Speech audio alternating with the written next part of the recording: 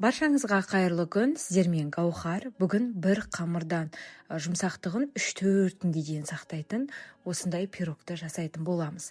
Алдымен бізге бөлме температурасындағы май керек. Оған бір жұмыртқаны қантты қосып, жақсылатып араластырамыз. Одан кейін електен өткізілген ұнды, қопсытқышты салып, жұмсақ қамыр елейміз. Енді дайын болған қамырды теңдей етіп 2 бөлікке бөлеміз. Диаметрі 23 немесе 26 сантиметрлік форма болса да жарайды. Енді 2 қамырды әдемілетіп, видеодағыдай осылай барлық жеріне жайып шығамыз. Келесі кезекте енді салмасын әзірлейміз. Бірінші пирог менде творожный пирог болады. Ол үшін бізге творог керек. Оған 2 жұмыртқаны қосамыз да жақсылатып блендерден езіп аламыз. Айтпақшы, қантты да салуды ұмытпаймыз. Негізінде творог сіздерде ұсақ творог болса, блендерден өткізбей ақ та жасай беруге болады. Менде ірілеу болғасын, осылай барлығын жақсылатып бір кеткі етіп, блендердің көмегімен езіп алдым. Мінеке, бізде осындай әдемі қоймалжың масса пайда болды. Енді осы творожны массаға 25-20% қаймақты және де 2 ас қасық жүгері крахмалын қосамыз. Жүгері крахмалын міндетті түрде қосамыз. Сол кезде сіздің пирогыңыздың салмасы қою болып, әдемі болып піседі. Барлығын осылай венчиктің көмегімен жақсылатып араластырамыз.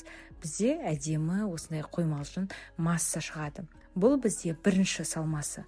Ал екінші салмасына біз карамельный пирогты жасаймыз.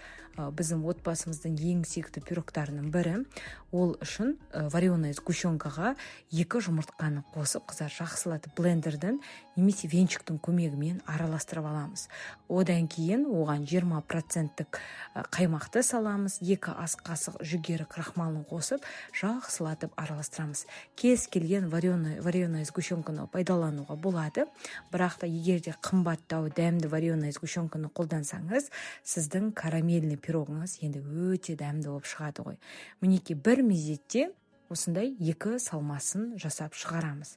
Енді дайын болған салманы пирогтардың үстіне құямыз. Осы кезде пешімізді жаймендеп қыздырып бастаймыз. Бірінші масса бізде творожный пирог болады, ал екінші масса бізде карамельный. Салмасын құйғаннан кейін қыздар міндетті түрде осылай жан-жағына салмасын жағып шығамыз. Сол кезде пирогтарымыз бір келкі болып піседі. Негізінде творожный пирогты дәл осылай пісіре беруге болады. Бірақ та үйіңізде қатырылған жидектер болса, олардан да қоссаңыздар болады. Менде үйде қатырылған малина бар екен. Малинаны осылай творожный пирогтың бетіне салып шықтым. Смородина болса, қыздар, одан да қосуға болады. Конвекция режимін қосып қоямыз да 2 пирогты бірден пісіре беруге болады. Бірақ та пирогты салмас бұрын пешті алдын ала қыздырып аламыз. Яғни 180 градуста 35-40 минут пісіреміз. Одан кейін формасында 1 сағаттай тұрады. Одан кейін барып формасынан ала берсеңіздер болады. Енді дәмі керемет болып шығады. Рецепт ұнап жатса, парақшама тіркелуді ұмытпаймыз.